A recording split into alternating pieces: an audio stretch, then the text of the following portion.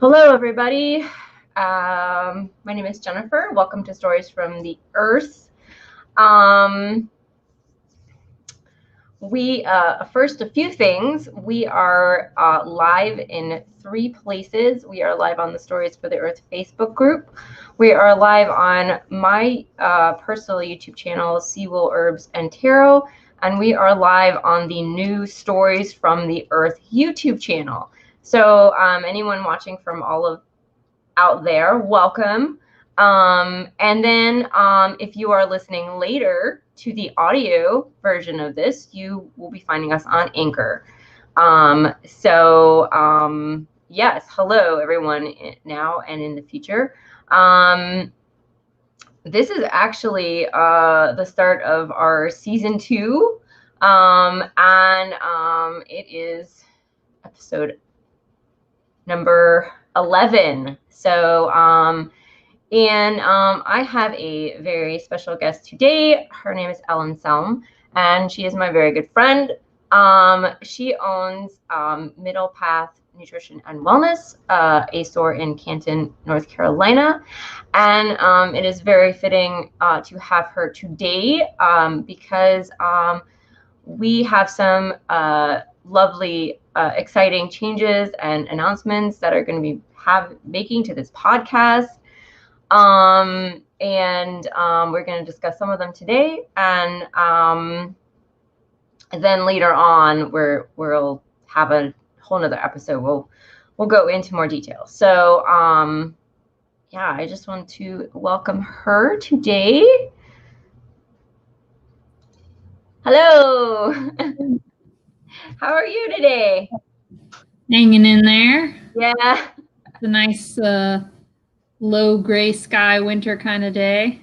It is. It is like the perfect like January-esque January day. I think I forgot to turn my heat down, so I'm going to be boiling. Yes. So, and you're at your shop right now? Yes, I am, because I have a lovely backdrop and no dogs barking as I would at home. So that is a plus. That is a plus. I am actually going to be getting a backdrop for myself. So, you know, I know everyone likes to look at my living room, but we'll see. I'm like creating a wall with cardboard. It should be interesting, and it'll probably fall like halfway through anything. So, all right, cool. So if anyone has any questions for Ellen, please pop them in the chat. If you are on Facebook, please put your name also down with your question or your comment, because it just says Facebook user, so which is really annoying and doesn't help anything out. All right, so are we ready to get? I guess we're ready to get started. So actually, first thing, I usually do a little bit of, our little mission statement before we jump into the interview. But later on, I'm going to say that because it has changed. So that will be relevant later. Okay, so the first question is just tell us a little bit about yourself and describe how you got into herbalism and what sparked this interest.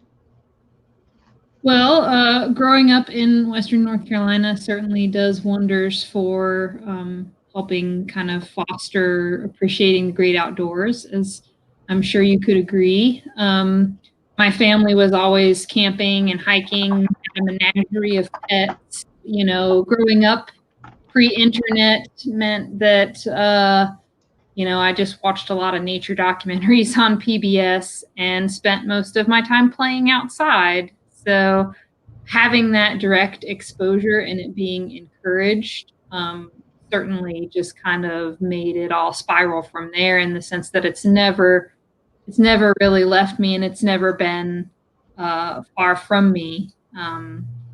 When I was 15, I kind of just happened across a book about holistic Pet Care, written by an Ivy League graduated veterinarian. And at the time I was thinking, maybe one day I'll go to school to be a vet, and just happened across that book. But as I'm reading it, I realized so much of what was in that book applied to the human body system too, as much as, we're mammals as well. So that actually kind of spun it off into being more interested in nutrition and herbalism in terms of how it might apply to humans. And it totally blew my mind. And I was homeschooled most of my life, so I was kind of already used to self-study, in the sense of anything that interested me, I would just dig into. And it was something that kind of came naturally to me, where I, unlike some things that you might have to really cram and study and go over and over and over, yeah, that it sticks just well enough to pass a test kind of thing. Like with biology and nutrition and herbs, it's like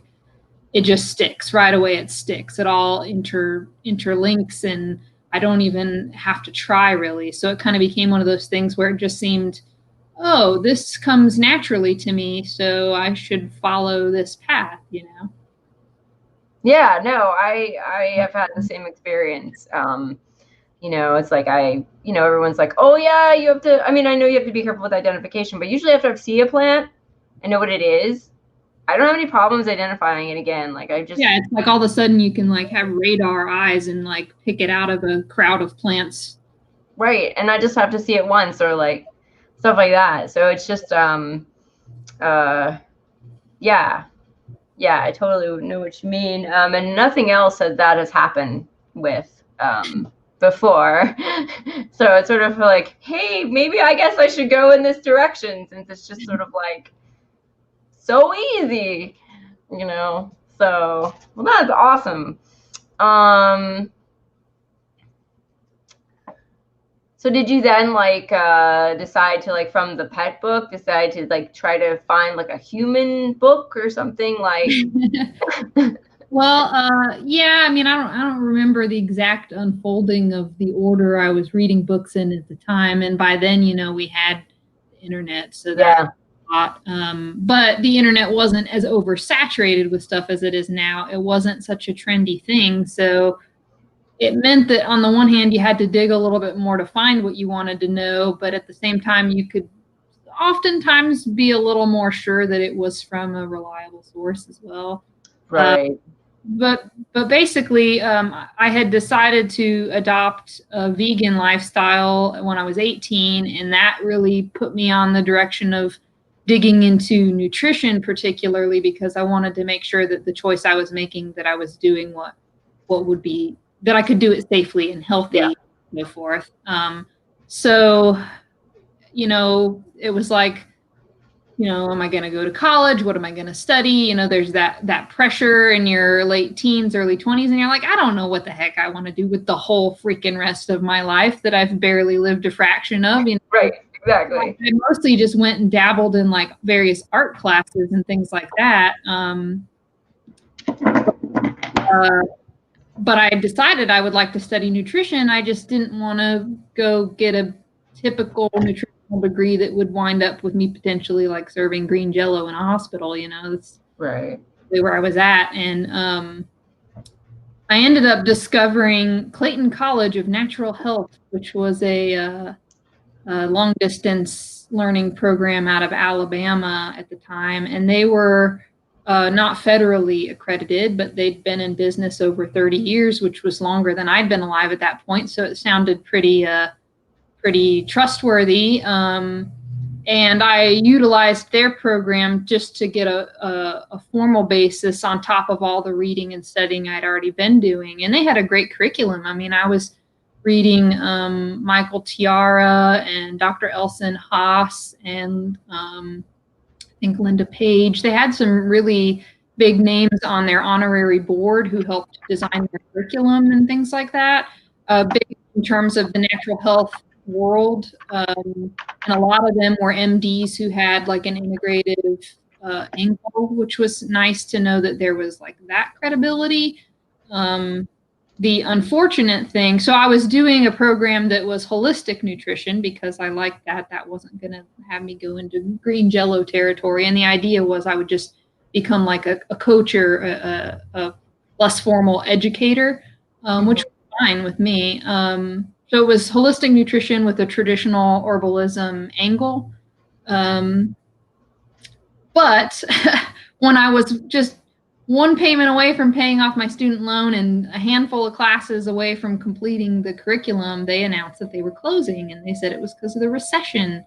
But then found out that it was there were upper echelons embezzling money, and it was people that drove the business into the ground, which is just sad, really, and kind of left a bad taste in my mouth for a little while. Again, having homeschooled most of my life, like I was used to self-study, and the whole something that seemed more formal to me kind of going down the drain was just like, wow, I don't want to go into debt to just learn things when I could just learn things, you know. So I kind of continued my own study from there.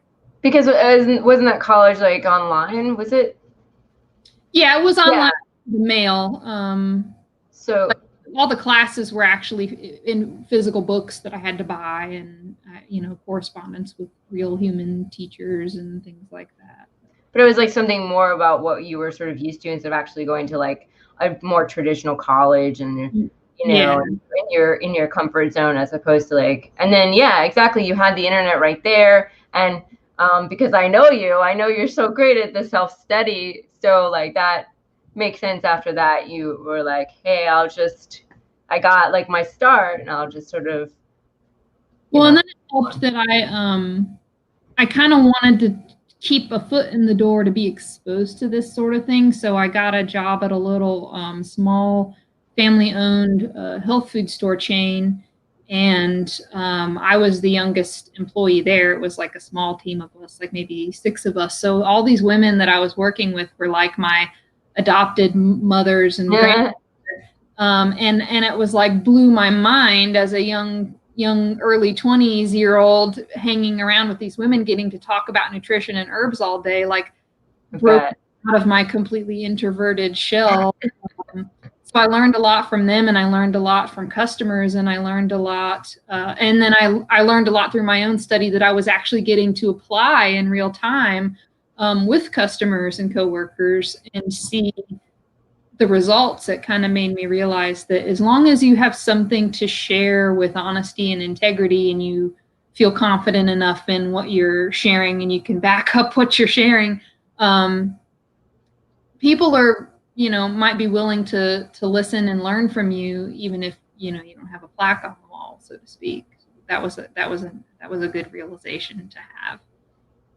Yeah, it's a real, I mean, this herbal supplement field is a real gray area, because we, you know, can't officially get like a real plaque on the wall, and then yet people come into those shops and they're really looking for knowledge, to speak to someone knowledgeable, you know, because well, especially nowadays in the age of the internet, so many people are just inundated with information, and they don't know where to start. I mean, even just being able to spitball with somebody to try to like narrow down what your options are and have a real human being have that conversation with you ends up being very valuable to a lot of people. Yeah, I guess I'm trying to say, like, it's really weird. Like, we really need people with actual real things, diplomas, and we need this, like, you know, herbalism accreditation at regular colleges, because but we don't have it. So then we, you know, there's a need in this country. The powers that be, I don't know what you want to say, but like in some ways we talk out of two sides of our mouth, because on the one hand we're like, this stuff isn't studied enough, and the FDA doesn't blah blah blah, and this and that, and yet there's so many elements to it that are just ignored and shut down, and funding for research isn't put towards that direction. So it's like, well, you can't have it both ways. It's like, if you're going to legitimize this stuff, then there has to be a move on that broader scale to legitimize it. But thankfully, I feel like there are a lot of people that are and certainly have been working to do that. I mean, the fact that you can even get licensed for Chinese medicine and acupuncture and various healing modalities in multiple states, that didn't used to be a thing. So, maybe herbalism will be next. Maybe, and it would be cool if it went sort of a similar path as acupuncture went, because I think that they were able to keep their integrity and not be like over regulated, or not be like, kind of like the cool thing about herbalism is that it's sort of like you're free to do all these experimentations and you're just free to use them how you'd like, or how you feel like is the most appropriate. But sometimes when you get that official okay by the government, you get a lot of other things, a lot of other hoops and stuff. But I feel like we need something more official, because there's obviously like a need, which sends people to the mom and pops and the health food stores in search of people with knowledge, because there's a need that plants do something, and we're just ignoring this whole other like modality that's important. I don't know.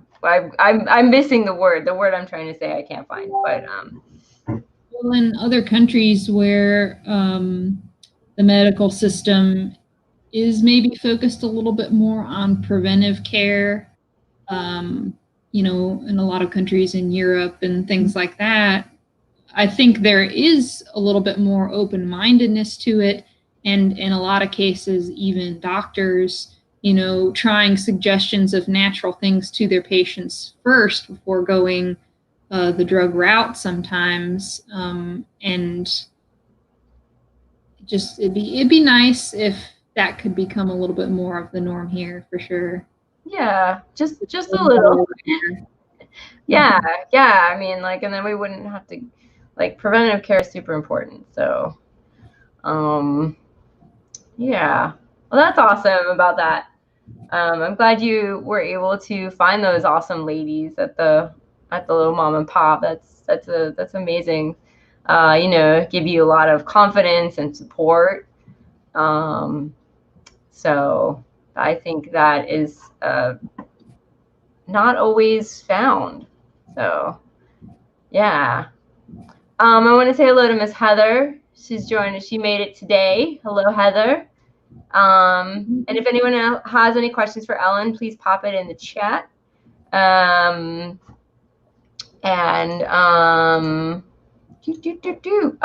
so already talked about your herbal education. So my next question is just kind of broadly, or what is your idea of who an herbalist is and what an herbalist does? Just like kind of the function?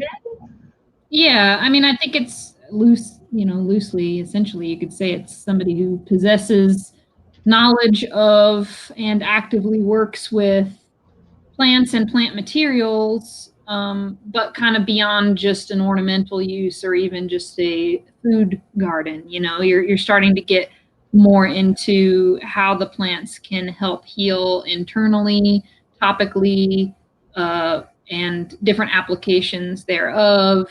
It's getting into a little bit more nitty-gritty, which kind of creates a little bit more of an intimate relationship with the plants, so to speak. And I mean, I would even say, as appropriate for your show's title here, is that herbalists are sort of storytellers for the earth in a way, because it's about keeping a knowledge alive and passing it along and sharing it so that it doesn't get lost.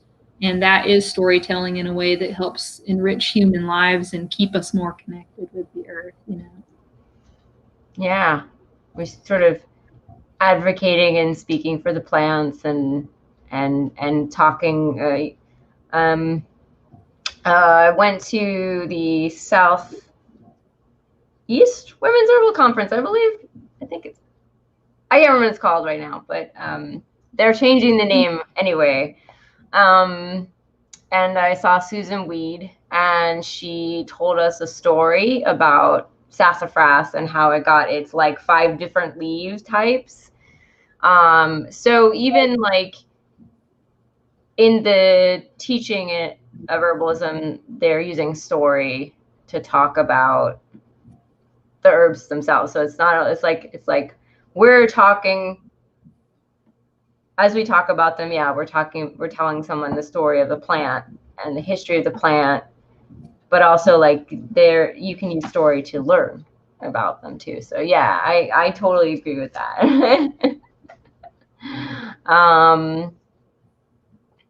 And then everybody else has their personal story. So yeah, to have how the plants help them, or what worked and what didn't work. Certainly the application and the working with the plants kind of helps cement the knowledge in, which is why people are always going to be a little more maybe possess a deeper level of knowledge on things that they have directly felt a benefit from or helped someone feel a benefit with, because there's that lived experience, but that just kind of adds to the overall tome of information, another piece of the puzzle to kind of enrich the detail of it. I mean, you almost get like your like herbal focus. I think a lot of people come to herbalism through an illness these days, because it's just in the herbal world we feel like everybody knows about it, but I think it's still sort of still fringy on the fringe is, and I'm still talking about like so like for me, I have digestive issues, so like I know all about the digestion, like I know a bunch of stuff. Other people might have like respiratory, so they would know all about that, or like the mental part. So you sort of like start, and then you can sort of branch out and start learning about other parts. But I think that there's always kind of a little seed that starts it off. Yeah, because you're like looking for, I mean, especially if you have a major illness, and you're finding like, hey, I need something more than what the traditional medical establishment can do. So like, okay, I've got the herbs. I know about those weird things. I know, maybe let's go talk to Ellen and see what she says. And then you start, learning and branching off from there. So yeah, it's really cool. And that's what I found through a lot of these interviews is that has been experienced with a lot of people, and and then they want to also a lot of times share it with other people. So because they're like, this helped me a lot, maybe it'll help you. I'm maybe a bit of an anomaly in that sense, and honestly, sometimes it even causes moments of imposter syndrome, because I'm like, I haven't, thankfully, knock on wood, had a crisis of my own. You're an exception. From being interested since I was only 15 years old, like it's been this perpetual. And so sometimes, I mean, the more I've gotten into the field and the more I realize how many people are drawn into it because of working with their own issues, the more I'm like, who am I to talk? But I mean, I think it's valuable, certainly, if you have the lived experience directly and you can easily say, well, A plus B, helped me get to C, and it because you lived it. I'm kind of just on the outskirts, because there's been so many friends and family in my life who my knowledge has helped because they either physically, mentally, emotionally weren't in a situation to do that research on their own, or even necessarily conceive that it was a possibility for them. But I was able to tie a pretty little bow and go, here you go, you could try this, and just leave it at that. And if it helps them, then it's like that sticks. You remember when people help you. So I mean, that's what that I've had. That's what I was gonna say. I was gonna say that like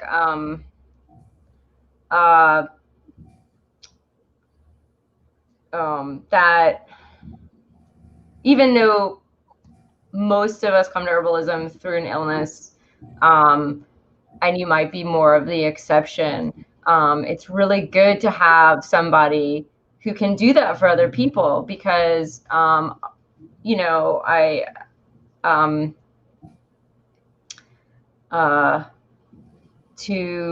also the other thing is that what works for me in herbalism may not work for someone else. So I have what works for me, and I have some things that other people can try, but then again, they might have to do something else. And so I would say that it is a little bit of advantage to have this lived experience, but it's not 100% like all the way that you have to have it, you know. And I definitely think, like you said, you can do the research for people who have illnesses, and it's really difficult. And that research is, you know, you have to dig in there, and you have to go to PubMed, and you have to, like, you know, go to the websites, and the internet is kind of crazy and big, and you have to like have this knowledge. And you know, I remember like being super sick and trying to like arrange doctor appointments and do all this other stuff. And it's like, now I'm really sick, and I have to like also like really be really ballsy about everything and like advocate for myself, and that's really, really hard.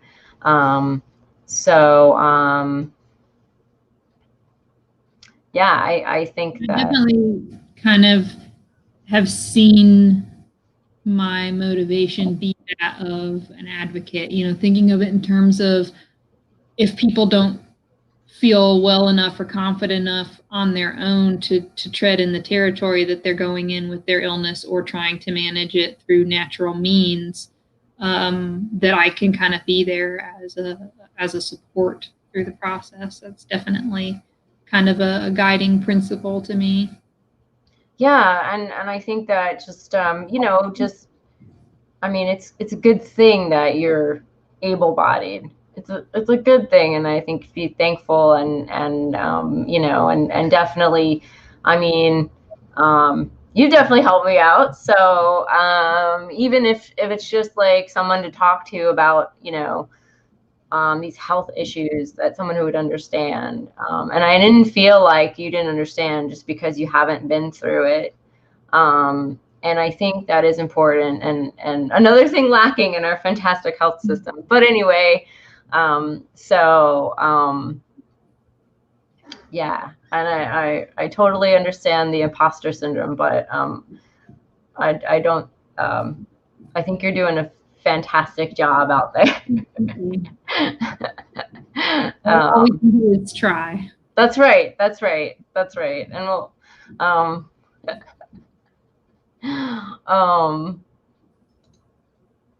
and your customer feedback is amazing. So, but customer feedback that eventually prompted me to open a business, because I had been toying around for so long with like, what am I going to do? What am I going to do? And I had, on numerous occasions over this course of years, people go, wow, why don't you just open your own place?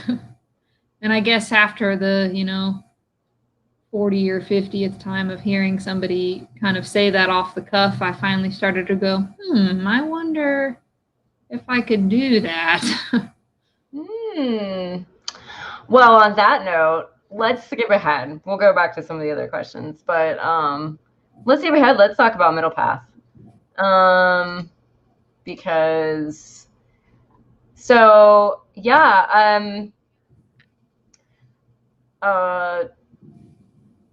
I guess tell us a little bit more about what led you to start middle path, and then tell us a little bit about your shop. It's called Middle Path Nutrition and Wellness, and you know, why you started it. What do you offer? What do you have for sale? All the cool stuff. So Middle Path Nutrition and Wellness Center, there was a lot of thought in that name. The middle path is the concept in Zen Buddhism in particular, about the idea of balance and extremes. And I think that is extremely applicable when you're looking at an integrative, holistic approach to the body as a complete system and trying to support it.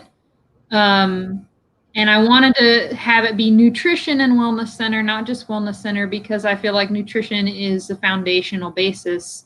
I mean, arguably even using herbalism medicinally, if you're consuming it, it could still fall under the umbrella of nutrition. That's so foundational.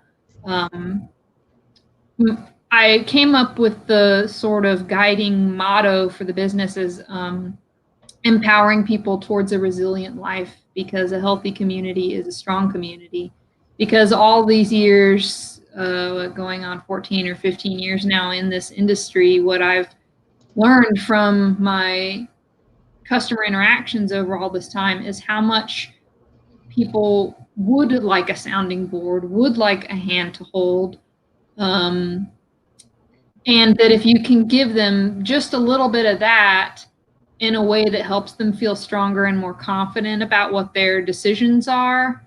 And I'm not even just talking about in terms of what product they're going to buy, but how they're going to approach their point of view and perspective on healing from there on out. It's a big deal. And if they can feel empowered, they're going to be able to take more charge of their health care. They're going to probably have more success in actually getting on top of it and feeling more well. And then also a lot of times if you're inspiring someone and it helps them, then they'll feel more inspired to help somebody who helps somebody who helps somebody. And there's that ripple out, which is where the sort of community strength element comes in. So that being the guiding principle, I didn't want to just have retail. I figured that would pay the bills to keep the roof over my head, so to speak. But the main focus was having a community room to do just donation-based classes of all different kinds. So we've done nutrition classes, herb classes, have brought local farmers in to give talks about different topics.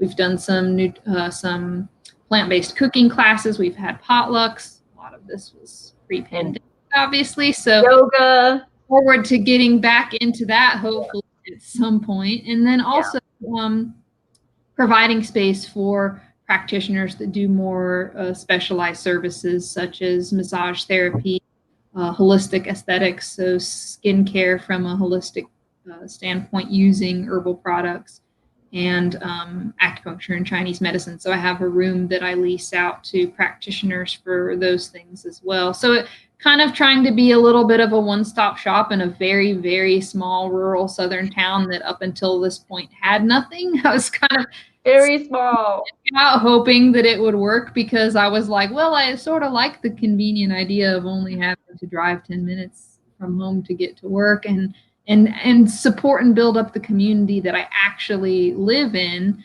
And so far it's been going well. We're about to hit the 2-year anniversary mark. So we survived our second year in a pandemic and held on, with our claws dripping, dangling like so many others have been, but we were hanging in there. And I get reassurance from customers on the regular that it is becoming an important pillar to the community to have that sort of access. And then hopefully, doing things like this and other videos will keep the educational component going a little bit during this time when we can't meet in person and so forth. But yeah, I mean, it was kind of one of those, I've always been entrepreneurial minded, wondering what I was going to do and being self-directed, having too many ideas, trying to figure out how to funnel it down. And for a number of years, I was working for a big corporate natural health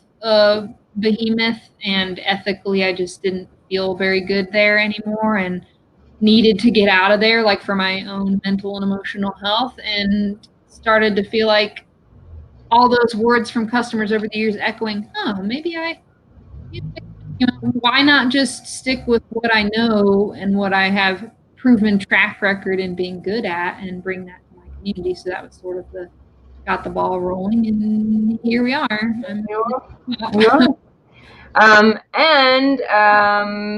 The Middle Path website link is in the description. I do have a class that we filmed, an herbal class that Ellen is has taught. I apologize about the video quality, and I forgot to put the link, but it is on my Seawell Herbs and Tarot channel, and I'll add it later when this goes up, which it takes about 24 hours to appear on YouTube, and then it's instantly on Facebook. So if you want to check out Middle Path's website, you can even call Ellen if you have any questions. Did you want to chat? Because she is awesome. Even if you do not live in the Asheville, Western North Carolina area. So I don't have products listed for sale online right now. Honestly, it's not out of the realms of possibility for the future, but being so community focused, it's kind of like my customer is never going to be predominantly dependent on somebody across the country. It's going to be this home base. So it's not as imperative for me as it might be for some to put everything online. But that being said, I have taken orders by phone and consulted with people over the phone about what they might need or want, and then done mail orders that way. And we'll cover the shipping costs anywhere in the United States. So I focus on brands that all have a lot of integrity. I mean, ones that I'm very comfortable with and have watched their evolution over these 14 years.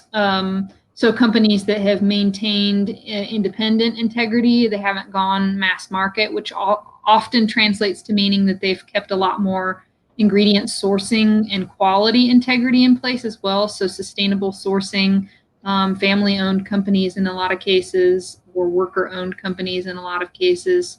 And if they don't grow their own, then they at least source sustainably and treat their employees well and things like that. And then I do have a few local things when and where I can, but there's a little less of that with marketable herbal medicine stuff as there is in the food department. And I focus more on the medicinal than I do on the food in the shop. So that limits it a bit, but there is local one and where I can, such as Sea Willow Herbs. Oh, I've heard they're a good company. That is mine, my company. I have an Etsy shop. It's currently on vacation, but I don't know how long. But I do lip balms, and they still sell them at Ellen's store. Heather, thank you. Heather put up the link in the chat to the it's two-parters on I think it's local herbal plants that you can find. Wonderful weeds. Yeah, the wonderful weeds. And yes, well, I initially I was just thinking about some way for if you didn't live in the area, that people can support you if they wanted to. I had forgotten that you do offer some consultations and stuff like that, and but yeah, if you don't live in the area and you want to support Ellen, you can in those ways. And I think one of the things that was what I remember was bothering or frustrating about working for like a big national chain of stores is you weren't able to bring in the products that you wanted. So now, increasingly there was less of what I felt confident actually recommending to people. And then there was also less ability to have the time to really work with people to help them. So you take those two things away and it was kind of just like well, what am I doing here sort of scenario. It was time to move on. Yeah. And spoilers, we work together. So that's how we met. I have got to see Ellen in action many, many times, and have been just fortunate to have just have gotten to know her and everything else. And really it was like a life changer. So, and yeah, I have definitely, and it got kind of worse after she left, where like the priorities were definitely not in our department, and were they wanted me to do other stuff besides what I originally signed up for. Right, exactly. What I originally was supposed to be doing.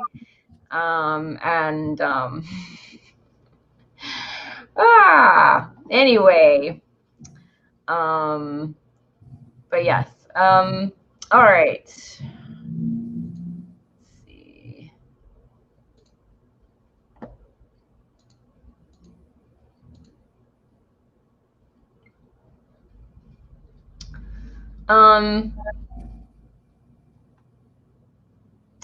So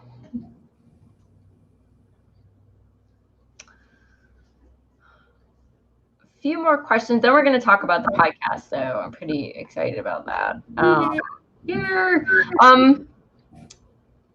What is your definition of health and healing? Just my definition. Yeah. I don't know if I deserve the right to answer. Well, it's just asking you, and so you know. What do you feel like that kind of looks generally like? I acknowledge the concept of homeostasis. I really like that word, the idea of a living system being in balance. But it's important to recognize that nobody's perfect, and we pay the price sometimes in terms of genetics or environmental and lifestyle factors that come into play that might thwart whatever our concept of balance should be or is. Or economic circumstances. So even though health in general might be about balance, I think that, you know, what that balance is could look different for each individual. We have to be gentle with ourselves. We have to be able to meet ourselves in the middle, so to speak. There's that word again, the middle path, to acknowledge the capacities that we have, as well as, you know, whatever the shortcomings might be. And the reason I say all that is because I've noticed in the natural health movement, so to speak, there's been oftentimes a tendency to just like laud the natural over the conventional to the point of it reaching, you know, supernatural proportions, and that's never going to connect with the average person. And you're never going to take any balm, salve, pill, I don't care where it came from, and it's going to be a one-shot magical miracle. I mean, it's never say never, but to go into expecting that is usually a recipe for some disappointment. And so to create balance, you know, there's the concept of you have to get it in line with physical, mental, and emotional. Sometimes when we seek that one right answer in a pill or something, that might have a lot of emotional stake to it, or a lot of, you know, physical dependence, you know, and hoping that it would work. And if that's kind of the focus, then we're missing part of the bigger picture. Like the balance has to be brought. And you know, I speak about this from having immediate family members with long-term chronic illness situations, and how they've had to adjust over time to addressing whatever a new normal might be in order to maintain a quality of life that they can live with. It might not be the ideal, but if they can get through the day and enjoy it, and, you know, acknowledge that there's going to be bad days, but not let it keep them down in the face of when they do feel well enough to have a good day and make the most of that. You know, it's a really inspiring thing to behold, the tenacity that it takes to kind of keep going in constantly evaluating, well, what does balance look like today? You know, I mean, I think that's the best that anybody can do is, what does balance look like today? Do I need to sleep an extra couple of hours? Yeah. Okay. Do I need to like turn off all media for a bit? Okay. Do I need to get on the media and figure out what's going on, catch up with somebody I haven't talked to in 10 years, or, you know, like little things that might affect you mentally, emotionally, or physically, they all add up. And so it's all about just evaluating what is helping create balance, or what is taking away from it that you might need to reevaluate, you know. I think from my experience with being chronically ill, and then also from my experience before, I remember I felt in my body and my life very static. Like I didn't feel like there was a lot of change from day to day. But once I developed that chronic illness, I really feel the changes that you're talking about every day. It's like, okay, I need to do something else here because my body is like telling me now. Because it's a more sensitive. I don't know if it's a function of being like, having an illness like this. But, and I think if you are not chronically ill and not experiencing that, I think you can make those adjustments. It can be a little harder. So I guess I'm speaking to everybody who maybe feels like, I don't know. Sorry, I'm going off on a tangent, or not really, but I'm just, I don't know like what Ellen's talking about exactly. I can't tell. Everything feels very static, and saying just try to pay more attention every day, and see where you might need to make adjustments, because every day is different. Like it really is. Your body's not static. It just changes all the time, whether you feel it or you don't. Chronic illness or not, I think a lot of times, obviously, if you're dealing with something chronic, it's just going to open the door for fine tuning your awareness, because you're actively feeling this thing. I would say the worst I've seen is when people just kind of stuff that down, mentally, emotionally, and physically, trying the most that they can to ignore it and kind of wallowing in it. And then it's a slippery slope into a very negative space, that it makes it a lot harder to get out of. And it kind of becomes an echo chamber of making the illness even worse in a sense, if that makes sense. Mm-hmm. Whereas maintaining, if you're able in some way to maintain a little thread of hope, even if that has to come through, somebody else that you're talking to, getting support from, or an herbal supplement that you're taking that just takes the edge off of your pain level or something. I mean, whatever it might be, that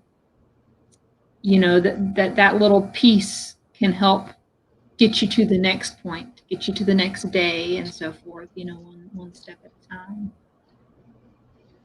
Yeah. Heather says, I put it up, a long-term commitment. But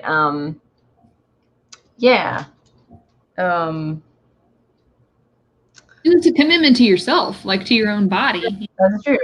Our culture doesn't do a very good job at fostering that relationship. We're kind of aliens to ourselves. And so when illness happens, a lot of times we're like, oh, I'm a prisoner in my own body. And rightfully so to feel that way. But you're your own, you are you, and ultimately only you are going to be able to do something to affect you. And I've just watched over the years, a lot of make it or break it comes from those little micro decisions on a minute by minute, hour by day, whatever you can have the capacity for at that time to just try to keep going for yourself. I mean, if our society did a better job at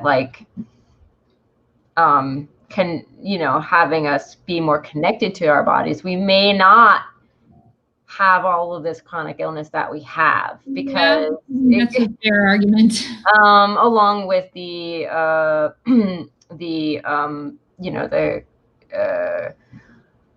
I know not everyone, but a lot of people are in the boat where they are overworked and they can't slow down. They're doing too much. And then the society rewards you also for that. And if you slow down, it's like, you're a weakling. So it's really a lot of challenge to, number one, stay healthy. And number two, if you're sick, try to maintain in the face of that. Yeah. Go really literally take your own path. And there's not enough basic understanding and communication about how much stress triggers inflammation. Inflammation is the root of things going wrong in the body, so to speak, So it becomes this vicious cycle that is the defining point, I would say, almost of the rat race mentality, so to speak. I often refer to stress as being the modern age's plague, we become our own worst enemy and our body's own worst enemy in those situations.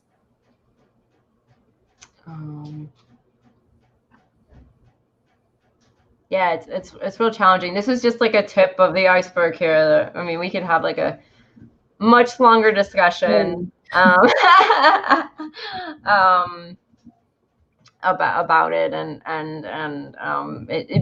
more discussion needs to be had. And I just briefly, and I just remember like hearing about, and also you'll hear like self-care, and I think like a lot of times these catchwords, we don't understand what they actually mean in practical terms. And I think that's what catches me up, or even like listening to your inner child, like, what does that mean? I don't know. How do I do that? Right? Like, and it wasn't until I was in therapy then I just realized I was, we were doing inner child work, like that's, I mean, right off the bat.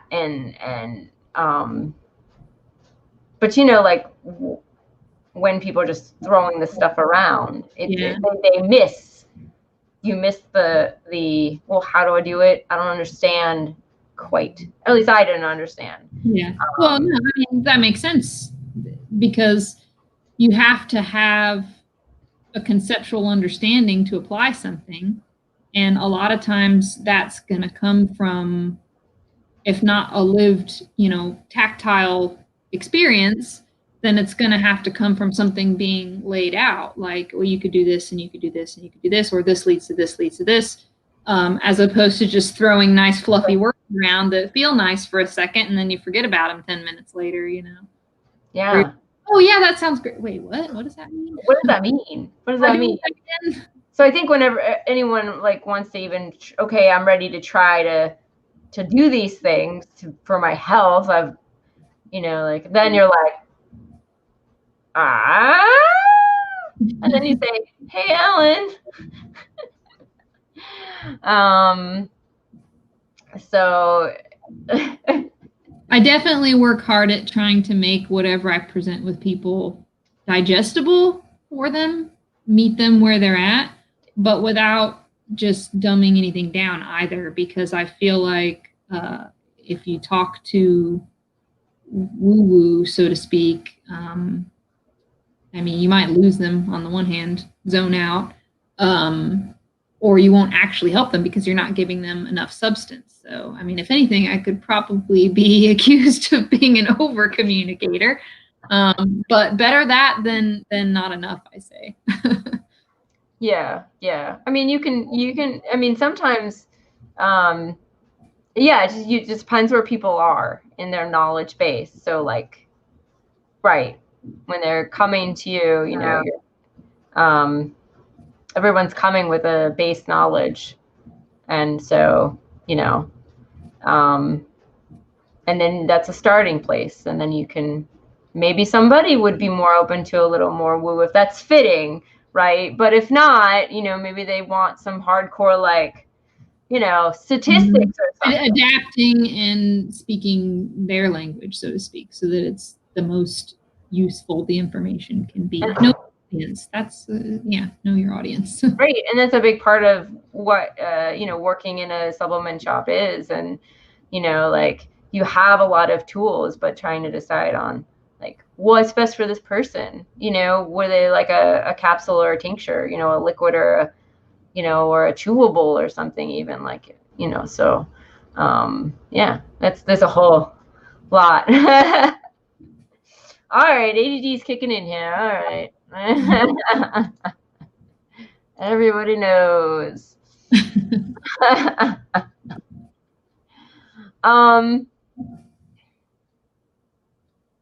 All right, I guess one last question before we get to the podcast. or two if you want to answer a favorite herbal book. But so the first question is, so tell us some ways in which you connect with the natural world and or stay grounded in these crazy times, because currently we are have a pandemic, and so you know, what things maybe do you do in your life that helps you sort of bring down the craziness and sort of stay focused? Well, I've always used writing poetry as a cathartic outlet. Like my first poem at 8 years old, I've just kind of always turned to that as a way to express things I might have a hard time expressing otherwise, or just get it out of me so that it goes somewhere else, somewhat constructive, instead of just dwelling on things. It's not super prolific. It's just as it bubbles up and needs to get out. Sometimes, you know, some years I'll have a bunch that I've written, and some years it'll maybe be like 5 things in the whole year. But it's come out here and there in the pandemic for sure. The biggest thing I've done a lot of is just reveled in the time I've had and made time to just go sit outside. I mean, literally just go sit outside and stare, like stare at the trees, stare at the ground, you know, which goes a lot back to my playing outside as a child and being a naturalist, observing things, you know, the birds and the plants and the insects and everything that are immediately around me is very, very grounding and centering. I can't overstate that enough, obviously. I mean, some people might be familiar with the Japanese concept of forest bathing, and or just, you know, fresh air does you good, and whatever other little idioms exist. But I mean, they all exist for a reason. You know, we really do need to make time for ourselves, no matter how urban of an environment we live in. There's life in those liminal spaces, and it's important to clue into that sometimes, because it helps you feel like the weight of the world isn't on you, because, oh, look, there's this entire other world of life going on, regardless of whatever BS you might be caught up in or beholden to. You know? Trees are doing their thing. They don't care about what's going on in your office. Yeah, it's kind of reassuring to just be like, that pine tree knows what's up. So this is to stare at the moss, and it stares back. That's right. I actually observed this really cool thing. Not plant related, but naturalism, right? It all ties together. It's plant related in a weird way. There was this was one of my interesting observations over the summer. There was this huge ant colony that made a nest kind of bordering my outdoor fire pit ring. Oh, okay. And my blind dog wandered outside, and she wandered across it before I could stop her. So her look, she's a small dog. Thankfully, she didn't completely demolish the thing, but she stepped on the anthill and consequently caused some of it to cave in. And so, of course, the ants are going crazy, and they're like scrambling everywhere, and they're working together to move the little crumble boulders out of the way of their doorways. You know, that's maybe not so surprising, but I just sat there watching their efforts. And what I noticed was they had delegations. They had like squads of ants that had different jobs to do.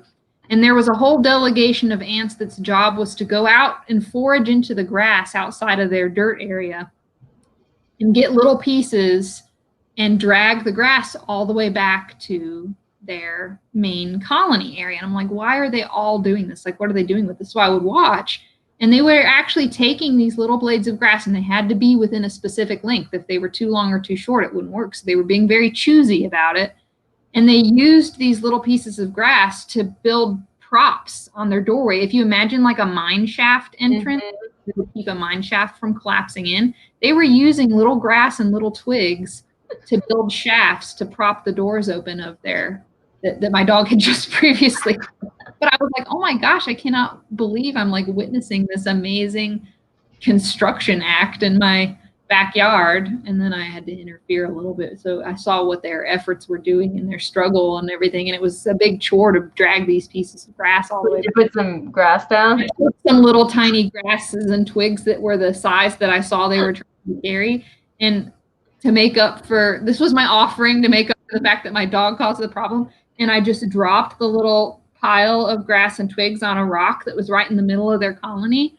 And sure enough, they immediately knew they were there, and they started to scramble up on the rock and grab the materials that I put there and put them to use. So I was like, oh, I helped a little bit. That's awesome, and I'm so jealous. You know, like I had to go back to work, and I had to go back full time. I was off for 5 months because of the pandemic. And basically a lot of days, I literally, the only time I'm outside is when I'm running to my car. Mm-hmm. Or after work, I'm like running to my car to go home. Like, you know, and that doesn't qualify much as outdoor time. Yeah. So it's definitely. I've had a lot of moments like that. Definitely. Obviously, any working individual in this country has, I'm sure, but sometimes there's really good like epiphany moments when you're in that mode of go, go, go, but for a second, and you probably had this happen to you before. I think most people who are interested in nature probably have that. Even in the thick of that, something just strikes you to stop for a second and maybe just take a deep breath of the air outside. Oh, definitely. I'm going, but then you hear a distinct bird call, or a flower along the path just catches your eye. So for that split second, you get that sort of groundation even in the middle of the craziness. Not all the time, obviously, unfortunately. No. I mean, yeah, no, I mean, I look at the, you know, I get out real late at night, so, you know, there's the stars out, I'm like, woo! You know, I mean, it's 12 at night. It's very late. Everyone's sleeping. So, you know, you get that midnight. Yeah. But so, I mean, it's really great. I mean, the pandemic is really awful, but also like it's created this, especially for you and other people, and I also had time, more time where I was able to create the stories for the earth. Like I wouldn't, if I had been working, I wouldn't have been able to get this off the ground. This didn't happen. To look at other things, to focus on other things, to make evaluations, and so I love that answer. That's fantastic. That's And outside of that, reading. I've done more reading in the last year than I had managed to do for a number of years prior to that. So that's been good. Yeah. Like I mean, luckily I can listen to audiobooks at work. But if I wouldn't have been able to read. But so I, you know, all right. So everyone, grounding, go find yourself an anthill, have a dog, you're good to go. No, all joking aside,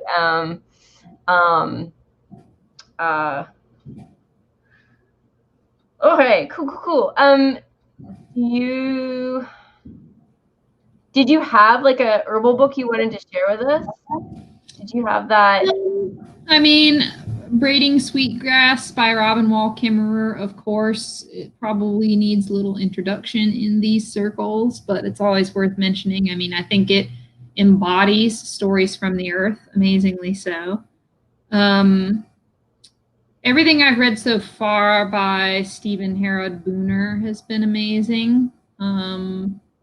Really inspiring, quite fringe in some respects, but in really detailed ways that just make you go, whoa, wow, the whole time you're reading.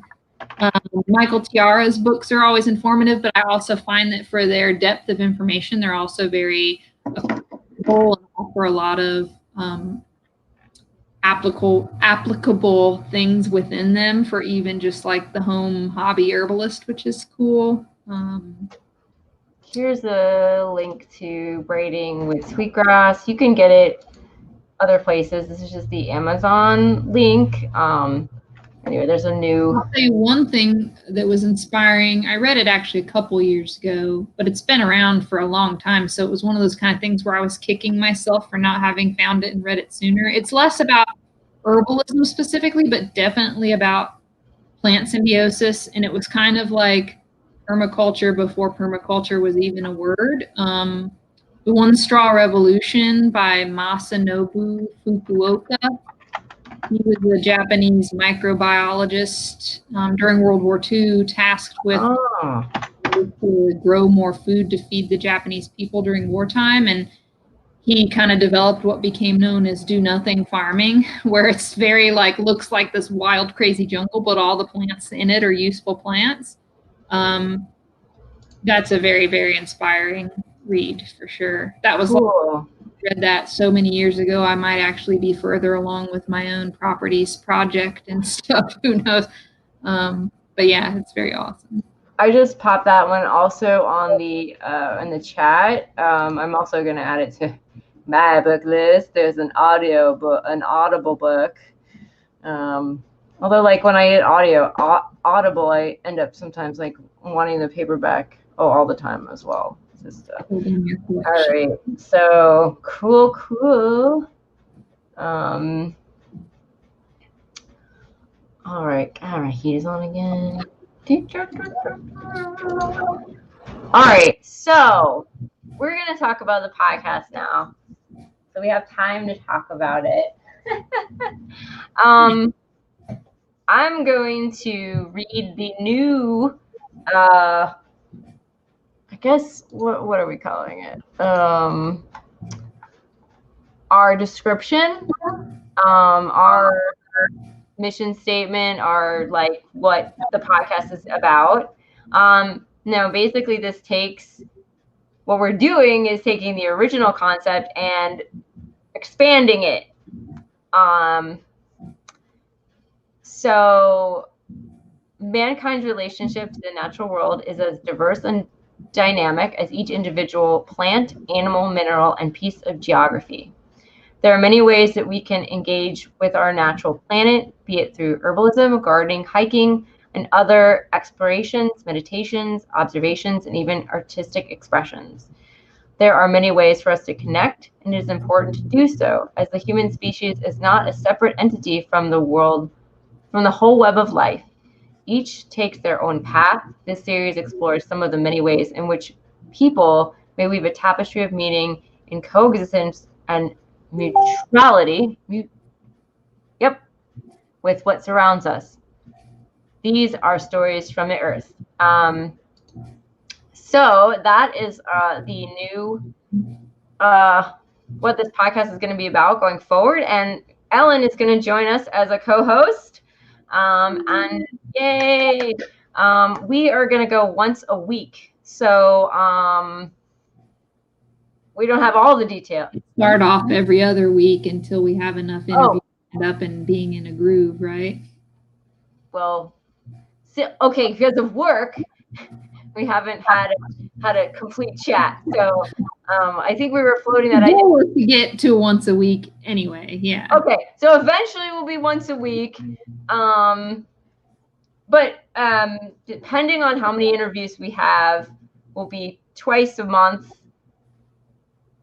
So the plan, I guess, is to have one interview a month, and then the rest of the time us. And there's no. So yeah, just talking about different topics and stuff that kind of interrelate to the theme of stories from the earth. Yes, and we haven't specifically listed or wrote down what those are going to be, but yes, I'm. And then also, and there's no. So we're also going to have like a whole podcast. Once we have our meeting, we will have like a whole podcast telling, more information. Because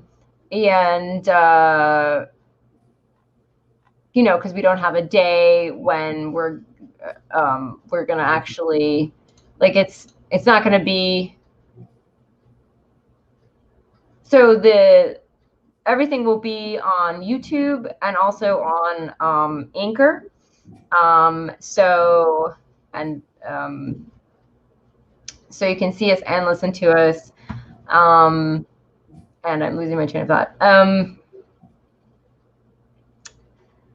And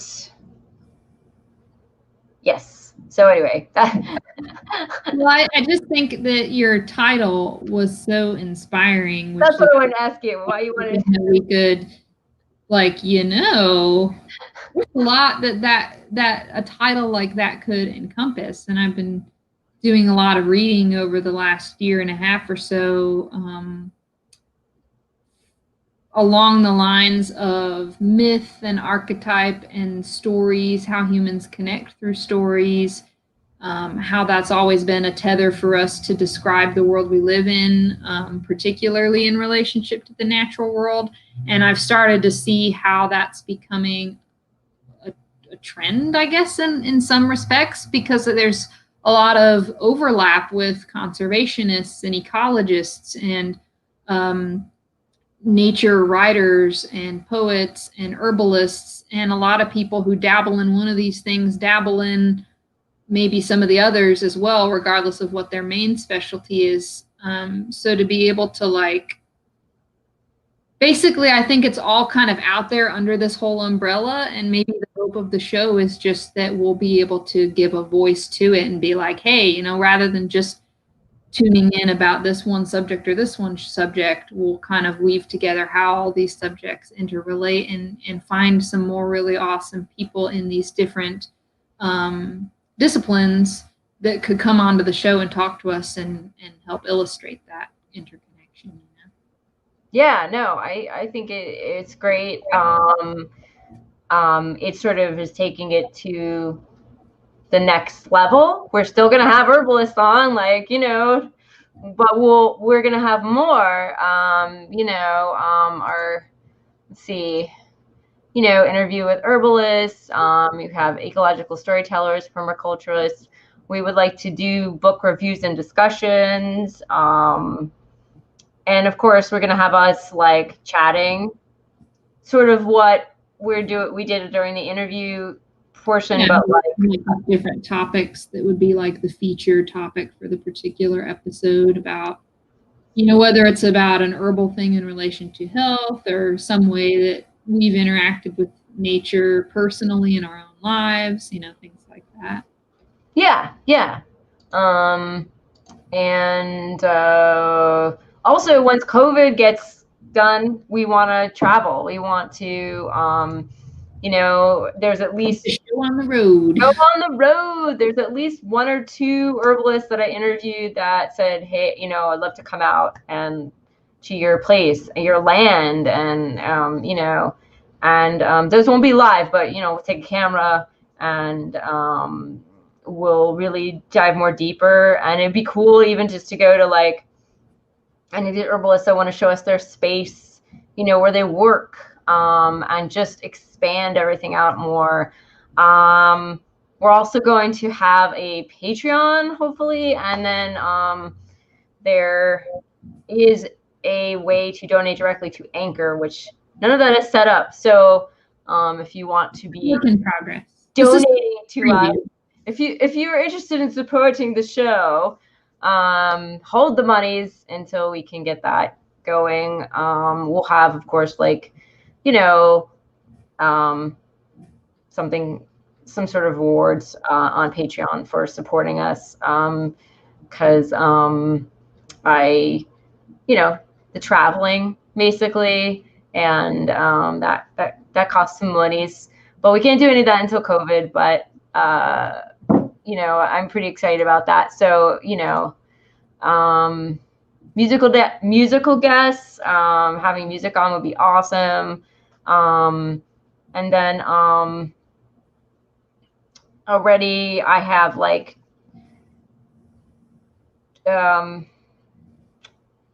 so we have a whole list of, like, dream guests, but if anyone wants to come on and talk about their experiences with herbs. Or this way, it's sort of a call to be not even just herbalism, although that might be the main audience at the moment, but even like sharing stories of, experiences that mean a lot to you in relation to interacting with nature, and or maybe any kind of work that you do that's inspired by nature, or influenced by it, or that you do on behalf of, if it was more conservation oriented and things like that. This is where we start getting into other topics that are sort of interrelated, but also their own angles. So yeah, a little bit more variety, for who we might be talking to in the future. Yeah, I think it just makes sense to expand it. And my friend Heather from work, not Heather who's here in chat, she wants to come on and talk about self-care, which she's currently doing a lot about right now, do some where she is in her space. And she's a massage therapist, but she's currently not doing massage. But I was like, come on, she loves to chat, so I was like, come on. So something like that, I asked my acupuncturist if he wanted to come on and talk about, so just some more examples. But yeah, let's see.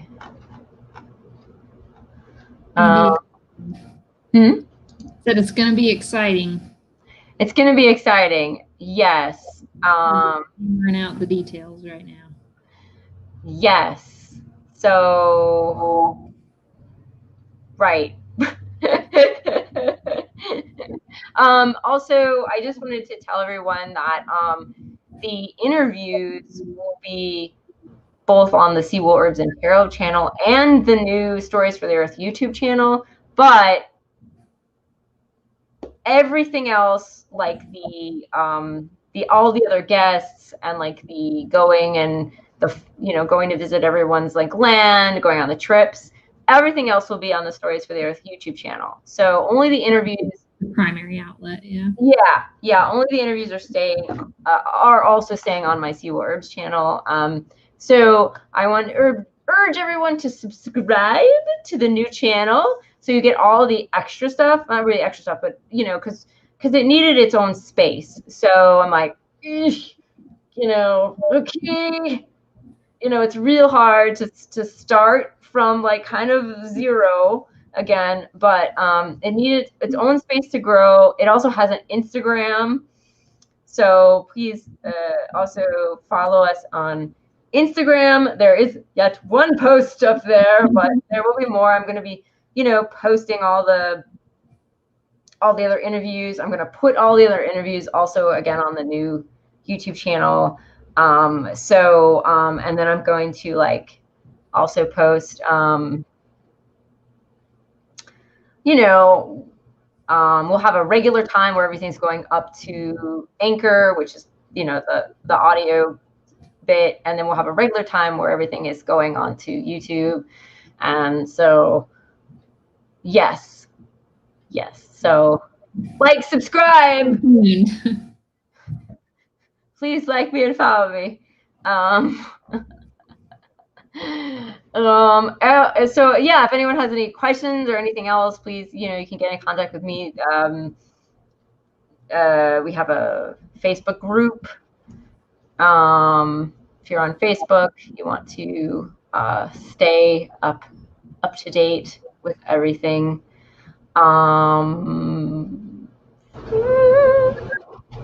Yeah, I don't know. Do you have anything to add? I think that was pretty well sums it up. Did we cover it? More to come. More good things to come. And just one last thing. So we have a tiny bit more time. I don't know if there's any of the. Let's see. Oh, I just wanted to mention, even though we haven't talked about some of the Patreon ideas would be like maybe a Q&A, maybe some special guests, some extra footage from our trips, extra chats with us, free stuff, perhaps, from my Sue Herbs lip balms, maybe something from Middle Path. I don't know. Be this some of the Patreon like perks, yes. Which I don't know, some ideas that I had. Oh, right. I was gonna ask you if there's any of the questions that we didn't get to that you wanted to answer. If not, we'll wrap it up. I think we pretty much did everything, at least everything like major. Yeah. Well done. Yes. Done. Thank you for the opportunity to just, share, tell a story. Yeah, you're welcome. Thanks for coming on. And thanks everyone who joined us in the chat. Thank you everyone for joining us in the future. Whether you're watching this on YouTube or listening to it. Yeah, at some point we hope to be on like, I don't know, iTunes or Spotify or one of those big boys, where you can, really listen to us. So, all right. So I hope everyone has a lovely day. The next interview is on February 2nd. So, yeah. And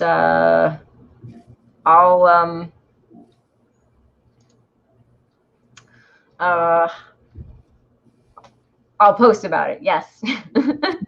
we'll post. All right, guys.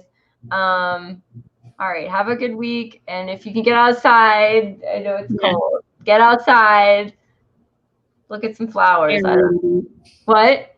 So just go outside and stare for a little bit. Stare a little bit. Yes. Find the anthill, or yes. Do some forest bathing or some sidewalk sitting. If you got a stoop, those are always good. If you live in a city, you got a porch, get a rocking chair. I don't know. All right, guys, we will talk to you later. Bye.